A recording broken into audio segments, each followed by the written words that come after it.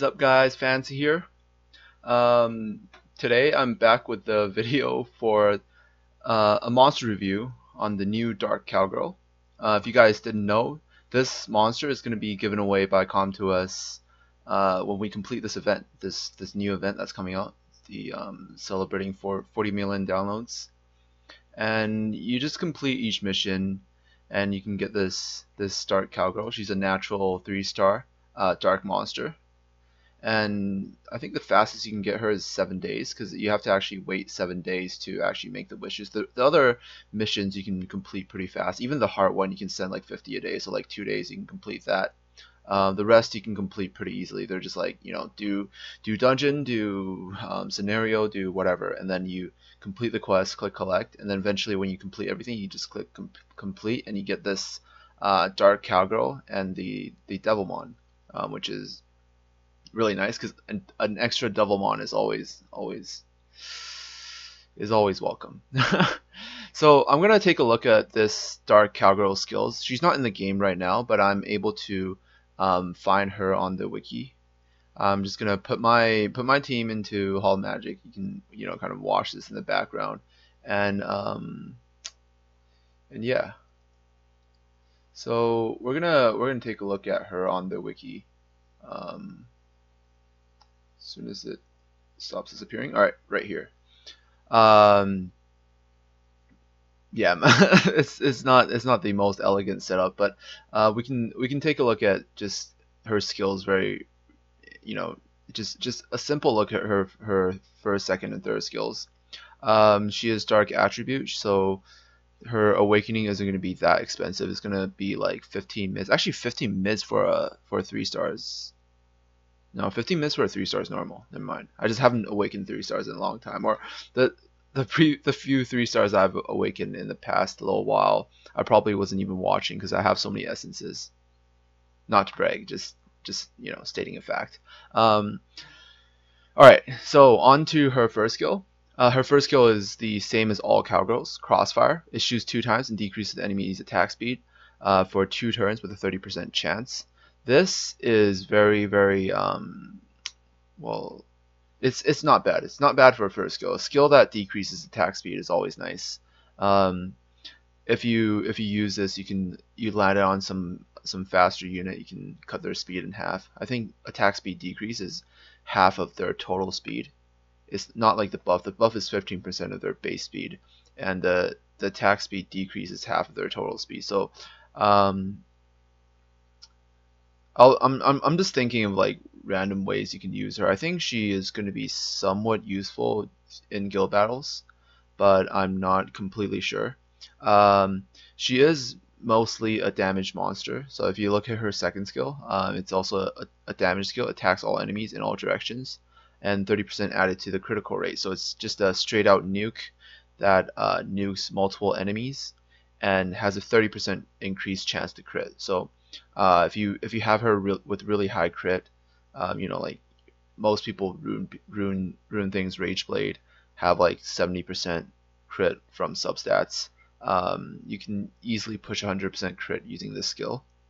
Her third skill is what makes her kind of unique. Devil's Bullet attacks the enemy with a forbidden bullet. The chance of landing a glancing hit is decreased by 50%. It ignores the enemy's invincibility effects. So what that skill does is this over here, the chance to decrease the chance of glancing hit. This is actually only useful most of the time if they have some sort of passive that has like increased chance for glancing hit. A few examples are, I think the Light Mermaid has one, the Light Vampire has one, and I think is the Light Joker kind of like that too? No, the Light Joker like completely dodges your attack or something like that, so it's a totally different passive. But if you're hitting a unit that that has some sort of passive to give you glancing hit, or if they put the glancing hit debuff on you, so if they have like Jasun or something, for example, Jasun puts glancing hit on her. Glancing hit is only 30%. This is 50%, so her attack won't glance. She's dark element, so she's not weak against any element that she attacks, so she doesn't have any of like any issues with a 15% base chance to glance.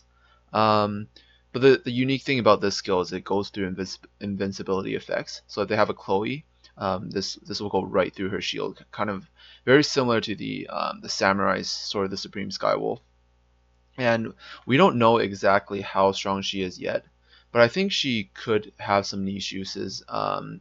If you're going on offense against certain Chloes, against certain I guess mostly mostly for Chloe's, but we're gonna have to wait and see how hard this skill actually hits, because she is actually just a straight out damage monster. She doesn't have a lot of utility. So this skill, like her first skill has a slow. That's the only utility she has. Her second skill has no sort of utility. It's just a straight out nuke, and it has 30% chance to crit, so it's an even harder nuke. If you're counting like damage over time. If you're not damage over time, like if you're counting her overall damage in a longer period of time. And her third skill is just a straight out nuke that doesn't glance and goes through invincibility. So we're gonna have to wait and see how hard she actually hits. But I think she has some potential and some niche uses. Comtos isn't gonna give us a completely useless monster for no reason. I'm sure like there's gonna be some way you can make her like make her fit your team. I think in guild battles it's easier to use her because um, in guild battles they might not always have like Darien and Bella on every single team. I know in arena, if it depends on what range you're on, but even at very very high like Guardian range, there's still a lot of Darien and Bellas, so there's a high chance of her getting armor broken. But in guild battles, it doesn't happen that much. So, they don't always have Darien and Bella on every single team on guild battles. So, if they happen to have Chloe, you could find some use for her. But we're gonna have to really wait and see if this skill, especially this skill, how hard this hits. If it can hit hard, then she's gonna be a useful monster. If it doesn't, then well, she's not going to be that useful. So, yeah. So, um,